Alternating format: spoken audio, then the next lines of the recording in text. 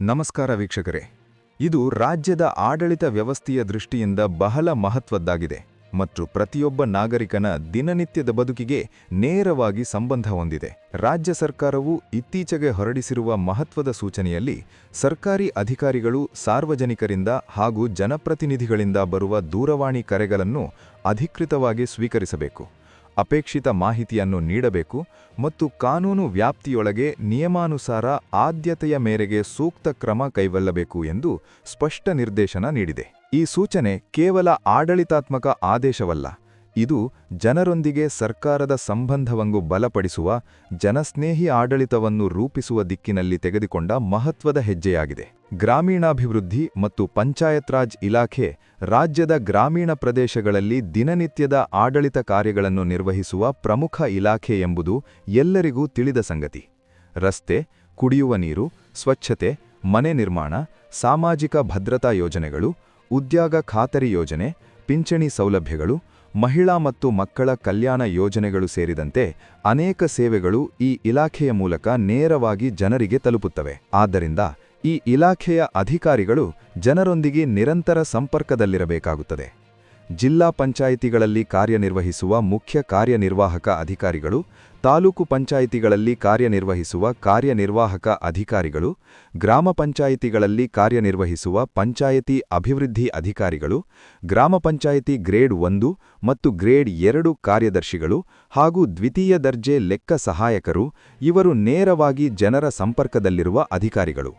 ಜನರ ಸಮಸ್ಯೆಗಳನ್ನು ಮೊದಲ ಹಂತದಲ್ಲೇ ಕೇಳಿ ಅವುಗಳಿಗೆ ಪರಿಹಾರ ಕಂಡುಕೊಳ್ಳುವ ಜವಾಬ್ದಾರಿ ಈ ಅಧಿಕಾರಿಗಳ ಮೇಲಿದೆ. ಆದರೆ ಕಳೆದ ಕೆಲವು ವರ್ಷಗಳಿಂದ ಸಾರ್ವಜನಿಕರು ಮತ್ತು ಜನಪ್ರತಿನಿಧಿಗಳಿಂದ ಸರ್ಕಾರಕ್ಕೆ ಬಂದ ಅನೇಕ ದೂರುಗಳಲ್ಲಿ ಒಂದು ಸಾಮಾನ್ಯ ವಿಷಯ ಕೇಳಿಬರುತ್ತಿತ್ತು. ಅದೇನೆಂದರೆ, ಕೆಲವೊಂದು ಸಂದರ್ಭಗಳಲ್ಲಿ ಅಧಿಕಾರಿಗಳು ದೂರವಾಣಿ ಕರೆಗಳನ್ನು ಸ್ವೀಕರಿಸುವುದಿಲ್ಲ, ಜನರು ಮಾಡಿದ ಮನವಿಗಳಿಗೆ ಸರಿಯಾದ ಸ್ಪಂದನೆ ಸಿಗುವುದಿಲ್ಲ, ಮಾಹಿತಿ ಕೇಳಿದರೂ ಸ್ಪಷ್ಟ ಉತ್ತರ ನೀಡಲಾಗುವುದಿಲ್ಲ ಎಂಬುದು. ಗ್ರಾಮೀಣ ಭಾಗದ ಜನರಿಗೆ ಕಚೇರಿಗಳಿಗೆ ಪದೇ ಪದೇ ಹೋಗುವುದು ಕಷ್ಟವಾಗುವ ಪರಿಸ್ಥಿತಿಯಲ್ಲಿ ದೂರವಾಣಿ ಮೂಲಕ ಸಂಪರ್ಕ ಸಾಧಿಸುವುದು ಅವರಿಗಾಗಿ ಅತ್ಯಂತ ಸುಲಭವಾದ ಮಾರ್ಗವಾಗಿದೆ.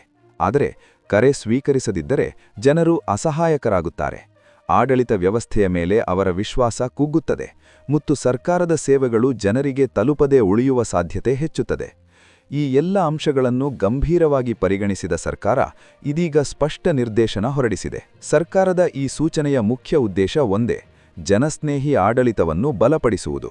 ಇನ್ನು ಮುಂದೆ ಸಾರ್ವಜನಿಕರಿಂದ ಅಥವಾ ಜನಪ್ರತಿನಿಧಿಗಳಿಂದ ಕರೆ ಬಂದಾಗ ಅಧಿಕಾರಿಗಳು ಅವುಗಳನ್ನು ಅಧಿಕೃತವಾಗಿ ಸ್ವೀಕರಿಸಬೇಕು. ಕರೆ ಮೂಲಕ ಕೇಳಲಾಗುವ ಅಹವಾಲುಗಳು, ಮನವಿಗಳು, ಸಮಸ್ಯೆಗಳು, ಮಾಹಿತಿ ಬೇಡಿಕೆಗಳು ಇವುಗಳನ್ನು ಕೇವಲ ಸಾಮಾನ್ಯ ಮಾತುಗಳಂತೆ ತೆಗೆದುಕೊಳ್ಳದೆ ಗಂಭೀರವಾಗಿ ಗಮನಿಸಿ ಕಾನೂನು ವ್ಯಾಪ್ತಿಯೊಳಗೆ ಪರಿಶೀಲನೆ ನಡೆಸಿ ನಿಯಮಾನುಸಾರ ಕ್ರಮ ಕೈಗೊಳ್ಳಬೇಕು ಎಂದು ಸರ್ಕಾರ ಸೂಚಿಸಿದೆ. ಇದರರ್ಥ ಈಗ ಯಾವುದೇ ಅಧಿಕಾರಿಗೆ ಕರೆ ಸ್ವೀಕರಿಸದಿರುವುದು ಒಂದು ಆಯ್ಕೆಯಲ್ಲ, ಅದು ಕರ್ತವ್ಯದ ಭಾಗವಾಗಿದೆ. ಈ ಸೂಚನೆಯ ಮತ್ತೊಂದು ಮಹತ್ವದ ಅಂಶವೆಂದರೆ, ಒಂದು ವೇಳೆ ಯಾವುದೇ ಕಾರಣದಿಂದಾಗಿ ಅಧಿಕಾರಿಗಳು ಕರೆ ಸ್ವೀಕರಿಸಲು ಸಾಧ್ಯವಾಗದ ಬಂದಲ್ಲಿ ತಪ್ಪಿದ ಕರೆಗಳಿಗೆ ಮರುಕರೆ ಮಾಡಿ ಸಾರ್ವಜನಿಕರನ್ನು ಸಂಪರ್ಕಿಸಬೇಕು ಎಂಬುದು. ಇದು ಆಡಳಿತ ವ್ಯವಸ್ಥೆಯಲ್ಲಿ ಹೊಸ ಜವಾಬ್ದಾರಿಯ ಭಾವನೆಯನ್ನು ತಂದಿದೆ ಎಂದು ಹೇಳಬಹುದು. ಹಿಂದೆ ಕೆಲವೊಮ್ಮೆ ಅಧಿಕಾರಿಗಳು ಸಭೆಗಳಲ್ಲಿ, ಕ್ಷೇತ್ರ ಪ್ರವಾಸದಲ್ಲಿ ಅಥವಾ ಇತರೆ ಕೆಲಸಗಳಲ್ಲಿ ನಿರತರಾಗಿರುವ ಕಾರಣ ಕರೆ ಸ್ವೀಕರಿಸದಿರುವುದು ಸಹಜವಾಗಿತ್ತು.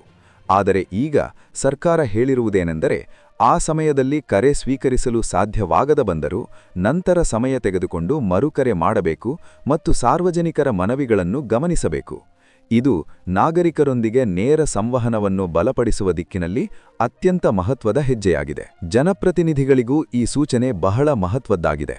ಗ್ರಾಮ ಪಂಚಾಯಿತಿ ಸದಸ್ಯರು, ತಾಲೂಕು ಪಂಚಾಯಿತಿ ಸದಸ್ಯರು, ಜಿಲ್ಲಾ ಪಂಚಾಯಿತಿ ಸದಸ್ಯರು, ಶಾಸಕರು, ಸಂಸದರು ಇವರು ತಮ್ಮ ಕ್ಷೇತ್ರದ ಜನರ ಸಮಸ್ಯೆಗಳನ್ನು ಅಧಿಕಾರಿಗಳ ಗಮನಕ್ಕೆ ತರುವ ಕೆಲಸ ಮಾಡುತ್ತಾರೆ. ಜನಪ್ರತಿನಿಧಿಗಳು ಅಧಿಕಾರಿಗಳನ್ನು ಸಂಪರ್ಕಿಸಿದಾಗ ಅವರಿಗೆ ಗೌರವಯುತವಾಗಿ ಸ್ಪಂದಿಸಬೇಕು ಎಂಬುದು ಆಡಳಿತಾತ್ಮಕ ಶಿಷ್ಟಾಚಾರದ ಭಾಗವಾಗಿದೆ. ಸರ್ಕಾರ ಸ್ಪಷ್ಟವಾಗಿ ಹೇಳಿರುವಂತೆ ಜನಪ್ರತಿನಿಧಿಗಳಿಗೆ ಅಗೌರವ ತೋರಿರುವುದು ಕಂಡುಬಂದರೆ ನಿಯಮಾನುಸಾರ ಸೂಕ್ತ ಕ್ರಮ ಕೈಗೊಳ್ಳಲಾಗುತ್ತದೆ. ಇದರಿಂದ ಅಧಿಕಾರಿಗಳಿಗೆ ತಮ್ಮ ವರ್ತನೆ ಬಗ್ಗೆ ಇನ್ನಷ್ಟು ಎಚ್ಚರಿಕೆ ಇರಬೇಕಾದ ಅನಿವಾರ್ಯತೆ ಉಂಟಾಗಿದೆ. ಈ ಸೂಚನೆಯ ಹಿನ್ನೆಲೆಯಲ್ಲಿ ಒಂದು ದೊಡ್ಡ ಸಾಮಾಜಿಕ ಮತ್ತು ಆಡಳಿತಾತ್ಮಕ ತತ್ವ ಇದೆ. ಆಡಳಿತ ವ್ಯವಸ್ಥೆ ಜನರಿಗಾಗಿ, ಜನರಿಂದ, ಜನರ ಮೂಲಕ ನಡೆಯಬೇಕು ಎಂಬ ಪ್ರಜಾಸತ್ತಾತ್ಮಕ ತತ್ವ. ಜನರು ತೆರಿಗೆ ಪಾವತಿಸುವ ಮೂಲಕ ಸರ್ಕಾರವನ್ನು ನಡೆಸುತ್ತಾರೆ. ಅಧಿಕಾರಿಗಳ ವೇತನವು ಸಾರ್ವಜನಿಕ ಹಣದಿಂದ ಬರುತ್ತದೆ. ಆದ್ದರಿಂದ ಸಾರ್ವಜನಿಕ ಸೇವೆ ನೀಡುವುದು ಅಧಿಕಾರಿಗಳ ಕರ್ತವ್ಯ ಮಾತ್ರವಲ್ಲ, ಅವರ ನೈತಿಕ ಜವಾಬ್ದಾರಿಯೂ. ಈ ದೃಷ್ಟಿಕೋನದಿಂದ ನೋಡಿದರೆ ಈ ಸರ್ಕಾರದ ಈ ಸೂಚನೆ ಅಧಿಕಾರಿಗಳಿಗೆ ಅವರ ಮೂಲ ಕರ್ತವ್ಯವನ್ನು ಮತ್ತೆ ನೆನಪಿಸುವಂತಾಗಿದೆ. ಗ್ರಾಮೀಣ ಭಾಗದ ಜನರಿಗೆ ಈ ಆದೇಶದಿಂದ ಆಗುವ ಲಾಭಗಳು ಬಹಳ ದೊಡ್ಡವು. ಉದಾಹರಣೆಗೆ, ಪಿಂಚಣಿ ಸೌಲಭ್ಯ ಸಿಗದಿರುವ ವೃದ್ಧರು, ಅಂಗವಿಕಲರು ಅಥವಾ ವಿಧವೆಯರು ತಮ್ಮ ಸಮಸ್ಯೆಯನ್ನು ದೂರವಾಣಿ ಮೂಲಕ ಪಂಚಾಯತಿ ಅಭಿವೃದ್ಧಿ ಅಧಿಕಾರಿಗೆ ತಿಳಿಸಬಹುದು. ಉದ್ಯೋಗ ಖಾತರಿ ಯೋಜನೆಯಡಿ ಕೆಲಸ ದೊರಕದಿದ್ದರೆ ಕಾರ್ಮಿಕರು ಸಂಬಂಧಿತ ಅಧಿಕಾರಿಯನ್ನು ಕರೆ ಮಾಡಿ ವಿಚಾರಿಸಬಹುದು. ಕುಡಿಯುವ ನೀರಿನ ಸಮಸ್ಯೆ ಇದ್ದರೆ ಗ್ರಾಮ ಪಂಚಾಯಿತಿ ಕಾರ್ಯದರ್ಶಿಯನ್ನು ಸಂಪರ್ಕಿಸಬಹುದು. ಮನೆ ನಿರ್ಮಾಣ ಯೋಜನೆಯಡಿ ಹಣ ಬಿಡುಗಡೆ ಆಗದಿದ್ದರೆ ತಾಲೂಕು ಪಂಚಾಯಿತಿ ಕಾರ್ಯನಿರ್ವಾಹಕ ಅಧಿಕಾರಿಯನ್ನು ಸಂಪರ್ಕಿಸಬಹುದು. ಈ ಎಲ್ಲ ಸಂದರ್ಭಗಳಲ್ಲಿ ಅಧಿಕಾರಿಗಳು ಕರೆ ಸ್ವೀಕರಿಸಿ ಸ್ಪಷ್ಟ ಮಾಹಿತಿ ನೀಡಿದರೆ ಜನರ ಸಮಸ್ಯೆಗಳ ಬಹುಪಾಲು ಮೊದಲ ಹಂತದಲ್ಲೇ ಪರಿಹಾರವಾಗಬಹುದು. ಇದರಿಂದ ಆಡಳಿತ ವ್ಯವಸ್ಥೆಯ ಮೇಲಿನ ಜನರ ವಿಶ್ವಾಸವೂ ಹೆಚ್ಚುತ್ತದೆ. ಜನರಿಗೆ ನಮ್ಮ ಸಮಸ್ಯೆ ಕೇಳುವವರಿದ್ದಾರೆ, ಸರ್ಕಾರ ನಮ್ಮ ಬಗ್ಗೆ ಕಾಳಜಿ ವಹಿಸುತ್ತಿದೆ ಎಂಬ ಭಾವನೆ ಮೂಡುತ್ತದೆ. ಇದು ಸಮಾಜದಲ್ಲಿ ಶಾಂತಿ ಮತ್ತು ಸಮಾಧಾನವನ್ನು ಹೆಚ್ಚಿಸುವ ಪ್ರಮುಖ ಅಂಶವಾಗಿದೆ. ಅನೇಕ ಬಾರಿ ಜನರ ಅಸಮಾಧಾನ, ಕೋಪ ಮತ್ತು ಆಕ್ರೋಶದ ಮೂಲ ಕಾರಣವೇ ಸ್ಪಂದನೆಯ ಕೊರತೆ. ಒಂದು ಕರೆ ಸ್ವೀಕರಿಸಿ, ಒಂದು ಸೌಮ್ಯ ಮಾತು ಹೇಳಿ, ಒಂದು ಸ್ಪಷ್ಟ ಮಾಹಿತಿ ನೀಡಿ ಸಮಸ್ಯೆ ಪರಿಹಾರಕ್ಕೆ ದಾರಿ ತೋರಿಸಿದರೆ ಅನೇಕ ಸಂಘರ್ಷಗಳನ್ನು ತಪ್ಪಿಸಬಹುದು. ಈ ಸೂಚನೆಯ ಪರಿಣಾಮವಾಗಿ ಅಧಿಕಾರಿಗಳ ಕಾರ್ಯಶೈಲಿಯಲ್ಲೂ ಬದಲಾವಣೆ ನಿರೀಕ್ಷಿಸಬಹುದು. ಇನ್ನು ಮುಂದೆ ಅಧಿಕಾರಿಗಳು ತಮ್ಮ ಕರ್ತವ್ಯವನ್ನು ಕೇವಲ ಕಡತಗಳಲ್ಲಿ ಸೀಮಿತಗೊಳಿಸದೆ ಜನರೊಂದಿಗೆ ನೇರ ಸಂಪರ್ಕ ಸಾಧಿಸುವ ಮೂಲಕ ತಮ್ಮ ಕೆಲಸವನ್ನು ಹೆಚ್ಚು ಪರಿಣಾಮಕಾರಿಯಾಗಿ ನಿರ್ವಹಿಸಬೇಕಾಗುತ್ತದೆ. ಇದು ಆಡಳಿತ ವ್ಯವಸ್ಥೆಯನ್ನು ಹೆಚ್ಚು ಪಾರದರ್ಶಕವಾಗಿ ಮಾಡುತ್ತದೆ. ಸಾರ್ವಜನಿಕರು ಯಾವಾಗ ಬೇಕಾದರೂ ಅಧಿಕಾರಿಯನ್ನು ಸಂಪರ್ಕಿಸಬಹುದು ಎಂಬ ಭರವಸೆ ಬಂದಾಗ ಭ್ರಷ್ಟಾಚಾರಕ್ಕೆ ಅವಕಾಶ ಕಡಿಮೆಯಾಗುತ್ತದೆ ಮತ್ತು ಮಧ್ಯವರ್ತಿಗಳ ಪಾತ್ರವು ಕುಗ್ಗುತ್ತದೆ ಎಂಬ ನಿರೀಕ್ಷೆಯೂ ಇದೆ. ಸರ್ಕಾರದ ಈ ಸೂಚನೆ ಕೇವಲ ಗ್ರಾಮೀಣಾಭಿವೃದ್ಧಿ ಮತ್ತು ಪಂಚಾಯತ್ ರಾಜ್ ಇಲಾಖೆಗೆ ಮಾತ್ರ ಸೀಮಿತವಾಗಿದ್ದರೂ ಇದರ ಪರಿಣಾಮ ಇತರೆ ಇಲಾಖೆಗಳಿಗೂ ಪ್ರೇರಣೆಯಾಗಬಹುದು ಎಂದು ಆಡಳಿತ ವಲಯದವರು ಅಭಿಪ್ರಾಯಪಡುತ್ತಾರೆ. ಆರೋಗ್ಯ ಇಲಾಖೆ, ಶಿಕ್ಷಣ ಇಲಾಖೆ, ಸಾಮಾಜಿಕ ಕಲ್ಯಾಣ ಇಲಾಖೆ, ಮಹಿಳಾ ಮತ್ತು ಮಕ್ಕಳ ಕಲ್ಯಾಣ ಇಲಾಖೆ, ಕಂದಾಯ ಇಲಾಖೆ ಇತ್ಯಾದಿ ಎಲ್ಲಾ ಕ್ಷೇತ್ರಗಳಲ್ಲಿ ಜನಸ್ನೇಹಿ ಆಡಳಿತದ ಅಗತ್ಯ ಹೆಚ್ಚಾಗಿದೆ. ಮುಂದಿನ ದಿನಗಳಲ್ಲಿ ಇತರೆ ಇಲಾಖೆಗಳಲ್ಲೂ ಇದೇ ರೀತಿಯ ಸೂಚನೆಗಳು ಬರುವ ಸಾಧ್ಯತೆಯಿದೆ ಎಂದು ಆಡಳಿತ ವಲಯದವರು ಅಭಿಪ್ರಾಯಪಡುತ್ತಾರೆ. ಜನರಿಗೂ ಇಲ್ಲಿ ಒಂದು ಜವಾಬ್ದಾರಿಯಿದೆ. ಸರ್ಕಾರ ಅಧಿಕಾರಿಗಳಿಗೆ ಕರೆ ಸ್ವೀಕರಿಸಲು ಸೂಚನೆ ನೀಡಿದೆ ಎಂದರೆ ಸಾರ್ವಜನಿಕರು ಈ ಸೌಲಭ್ಯವನ್ನು ದುರುಪಯೋಗಪಡಿಸಿಕೊಳ್ಳಬಾರದು. ಅನಗತ್ಯ ಕರೆಗಳು, ವೈಯಕ್ತಿಕ ವಿಚಾರಗಳು, ಅಧಿಕಾರಿಗಳ ಸಮಯ ವ್ಯರ್ಥ ಮಾಡುವ ಪ್ರಶ್ನೆಗಳು ಇವುಗಳಿಂದ ದೂರವಿರಬೇಕು.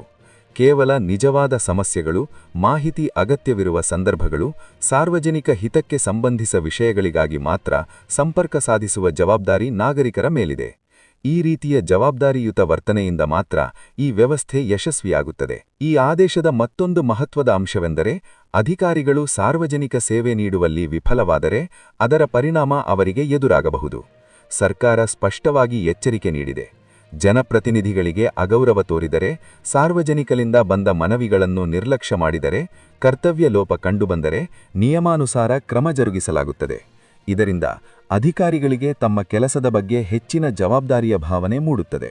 ಒಟ್ಟಾರೆ ನೋಡಿದರೆ ಸರ್ಕಾರದ ಈ ಸೂಚನೆ ರಾಜ್ಯದ ಆಡಳಿತ ವ್ಯವಸ್ಥೆಯನ್ನು ಹೆಚ್ಚು ಮಾನವೀಯ, ಹೆಚ್ಚು ಜನಸ್ನೇಹಿ ಮತ್ತು ಹೆಚ್ಚು ಪರಿಣಾಮಕಾರಿ ಮಾಡುವ ದಿಕ್ಕಿನಲ್ಲಿ ಮಹತ್ವದ ಹೆಜ್ಜೆಯಾಗಿದೆ. ಸಾರ್ವಜನಿಕರೊಂದಿಗೆ ನೇರ ಸಂಪರ್ಕ, ತ್ವರಿತ ಸ್ಪಂದನೆ, ಪಾರದರ್ಶಕ ಕಾರ್ಯವಿಧಾನ ಇವುಗಳ ಮೂಲಕ ಮಾತ್ರ ನಿಜವಾದ ಅಭಿವೃದ್ಧಿ ಸಾಧ್ಯ. ಈ ಆದೇಶವನ್ನು ಸಮರ್ಪಕವಾಗಿ ಅನುಷ್ಠಾನಗೊಳಿಸಿದರೆ ಗ್ರಾಮೀಣ ಭಾಗಗಳಲ್ಲಿ ಜನರ ಜೀವನ ಮಟ್ಟದಲ್ಲಿ ಸ್ಪಷ್ಟವಾದ ಬದಲಾವಣೆ ಕಾಣಬಹುದು. ನ್ಯೂಸ್4 ಕರ್ನಾಟಕ ಚಾನೆಲ್ ಮೂಲಕ ನಾವು ಸದಾ ಜನರಿಗೆ ಉಪಯುಕ್ತವಾಗುವ ಸರ್ಕಾರಿ ಆದೇಶಗಳು, ನಿಯಮ ಬದಲಾವಣೆಗಳು ಮತ್ತು ಜನಪರ ಸುದ್ದಿಗಳನ್ನು ಸರಳವಾಗಿ ಹಾಗೂ ಸ್ಪಷ್ಟವಾಗಿ ತಲುಪಿಸುವ ಪ್ರಯತ್ನ ಮಾಡುತ್ತಿದ್ದೇವೆ. ಈ ಮಾಹಿತಿ ನಿಮಗೆ ಉಪಯುಕ್ತವಾಗಿದೆ ಎಂದು ಅನಿಸಿದರೆ ದಯವಿಟ್ಟು ಈ ವಿಡಿಯೋವನ್ನು ನಿಮ್ಮ ಸ್ನೇಹಿತರು, ಕುಟುಂಬ ಸದಸ್ಯರು ಮತ್ತು ಗ್ರಾಮದಲ್ಲಿರುವ ಇತರರೊಂದಿಗೆ ಹಂಚಿಕೊಳ್ಳಿ. ಇದರಿಂದ ಹೆಚ್ಚಿನ ಜನರಿಗೆ ಈ ಮಹತ್ವದ ಮಾಹಿತಿ ತಲುಪಲು ಸಹಾಯವಾಗುತ್ತದೆ. ಇನ್ನಷ್ಟು ಜನಪರ ಸುದ್ದಿ, ಸರ್ಕಾರಿ ಅಪ್ಡೇಟ್ ಮತ್ತು ಉಪಯುಕ್ತ ಮಾಹಿತಿಗಾಗಿ ನ್ಯೂಸ್4 ಕರ್ನಾಟಕ ಚಾನೆಲ್ ಅನ್ನು ಸಬ್ಸ್ಕ್ರೈಬ್ ಮಾಡಿ, ವಿಡಿಯೋಗೆ ಲೈಕ್ ನೀಡಿ ಮತ್ತು ನಿಮ್ಮ ಅಭಿಪ್ರಾಯವನ್ನು ಕಾಮೆಂಟ್ನಲ್ಲಿ ಹಂಚಿಕೊಳ್ಳಿ. ನಿಮ್ಮ ಬೆಂಬಲವೇ ನಮ್ಮ ಪ್ರೇರಣೆ. ಧನ್ಯವಾದಗಳು.